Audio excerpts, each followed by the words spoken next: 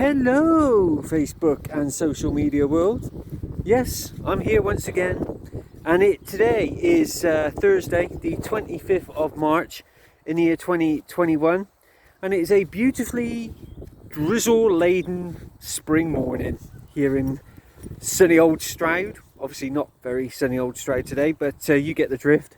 So let's hope we get all this crap weather out of the way so that come April the 12th, when you all want to be at the pub having your pint or your shots or your glass of wine and Baileys, Sharon and Sarah, you know I'm talking to you, then you won't get wet. But then even if it does rain on April the 12th and the 13th and the 14th and the 15th, I don't think that's going to dampen your spirits. You're that eager to come and get a drink that I think you're just going to come anyway, aren't you? Here you go, doggo. Look, stick for the dog. See, I'm not being mean to him all the time. I do play with him occasionally, even though he is a dick. So yeah, what's new? Well, the vaccine war that we've been talking about in the last couple of videos, yesterday that got sort of upscaled a little bit. Europe have put out these fancy words, reciprocity, is that one of them, I think? Basically they're saying that we're not being reciprocal in terms of sending them vaccines when they're sending. See, that's the thing, right? So the big deal at the moment in Europe, and maybe somebody who's a bigger expert on these things than I am can explain this to me, but Europe aren't doing that well when it comes to vaccinating people.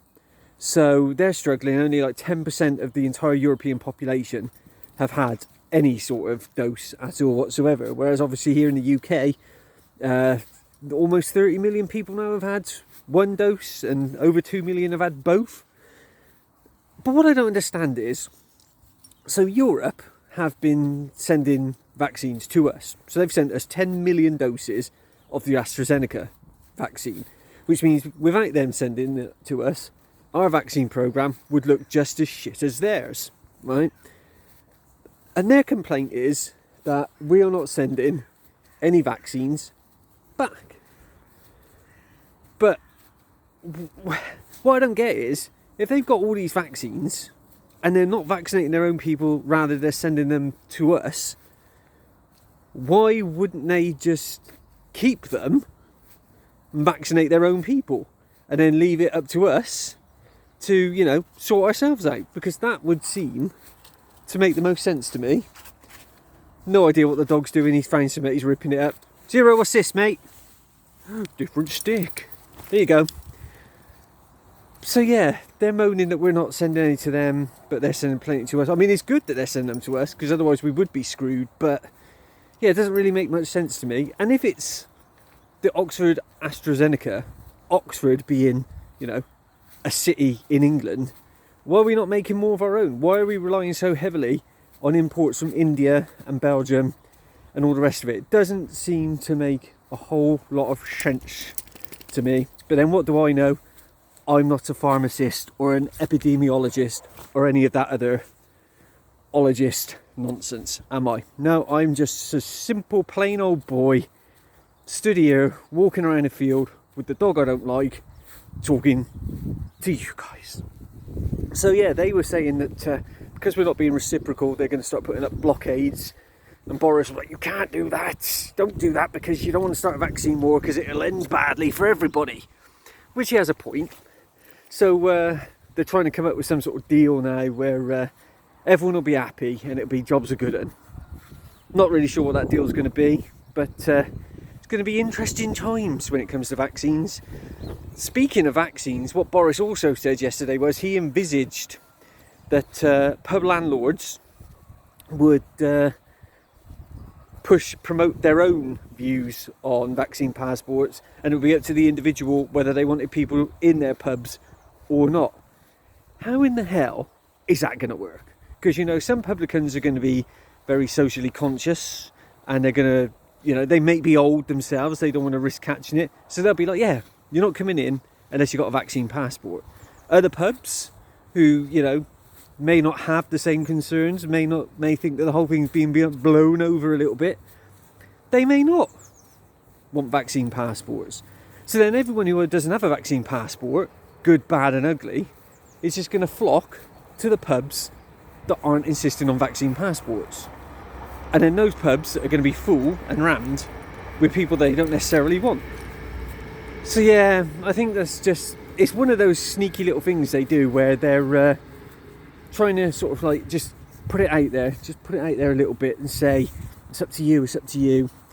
And then a little bit further down the line, they're going to go, actually, nah, it's law, you got to do it. So I think it's coming. I think we're all going to have the jab. And then that's interesting as well, because all staff need to be vaccinated, because if that's the case, I'm not going to be able to go back to work.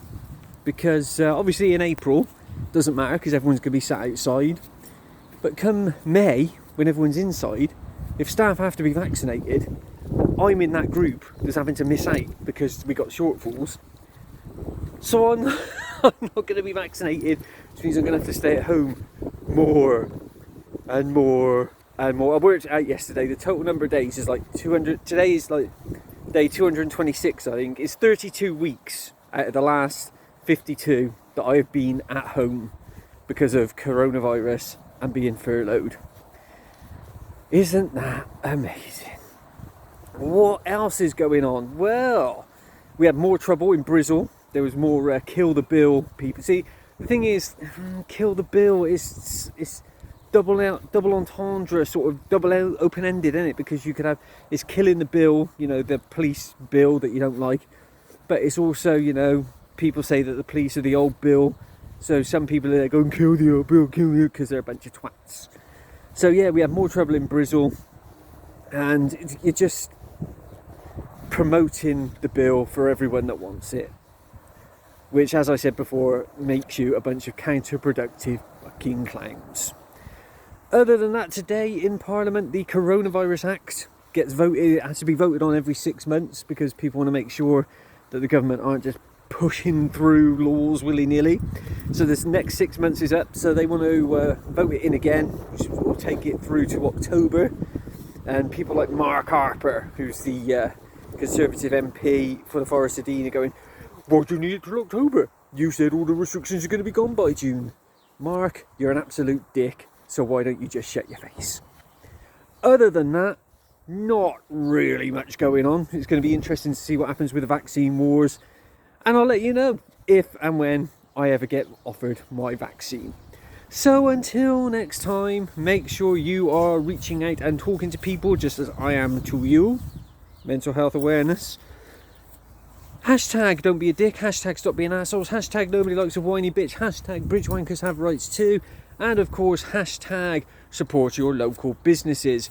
Whoever you are, wherever you are, whatever you are, whoever you're with, whatever you're doing, whatever you're using to do it. Make sure you're looking after yourselves and each other. And until next time, take it easy.